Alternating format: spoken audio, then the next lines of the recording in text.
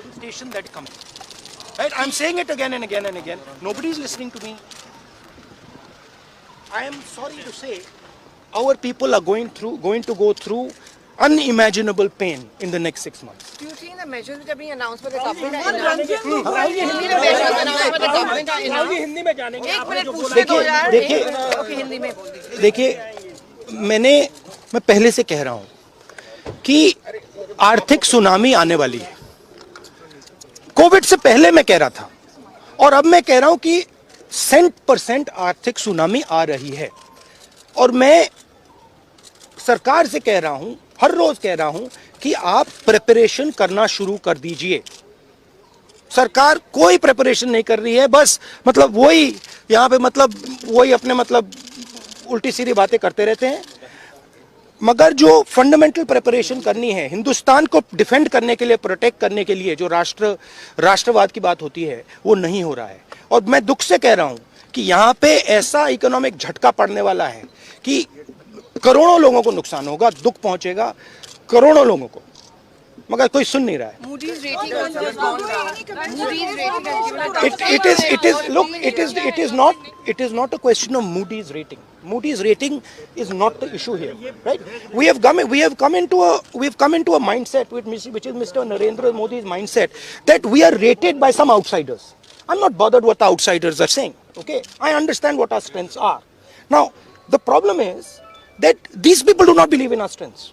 These people want to be rated by Moody's, to be rated by Standard & Poor, to be rated by Mr. Trump. I don't care about all that rating. I don't give a damn about that rating. I know what our strengths are, and I'm saying to you, start to prepare our strengths, start to create a defensive situation. Okay, because if you don't, there will be devastation. Again, there will be devastation. You think this one bank is a problem?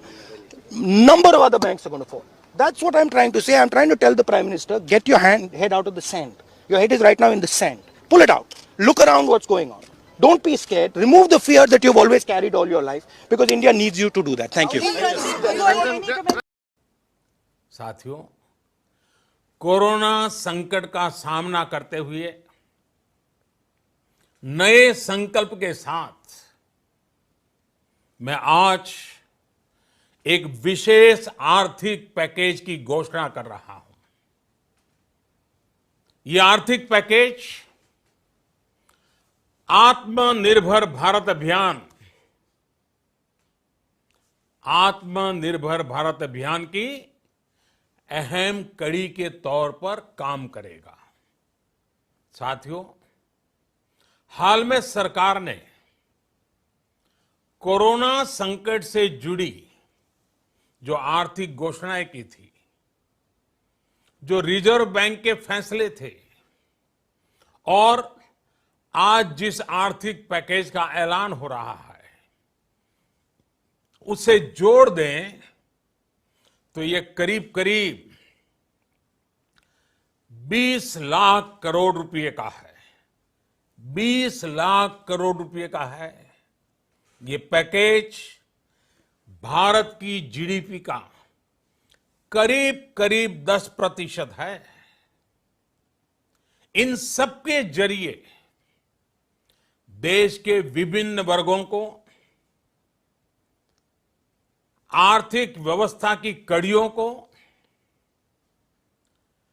20 lakh crore रुपए का संबल मिलेगा, support मिलेगा. 20 लाख करोड़ रुपए का ये package 2020 में देश की विकास यात्रा को 20 लाख 2020 में आत्मनिर्भर भारत अभियान को एक नई गति देगा. आत्मनिर्भर भारत के संकल्प को सिद्ध करने के लिए इस पैकेज में लैंड, लेबर, लिक्विडिटी और लॉज सभी पर बल दिया गया है.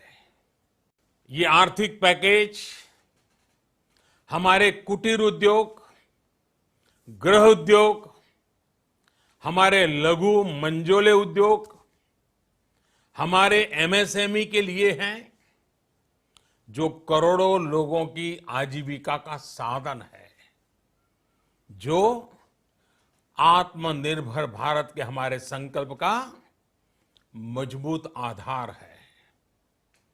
ये आर्थिक पैकेज देश के उस श्रमिक के लिए हैं, देश के उस किसान के लिए हैं जो हर स्थिति, हर मौसम में देशवासियों के लिए दिन रात परिश्रम कर रहा है।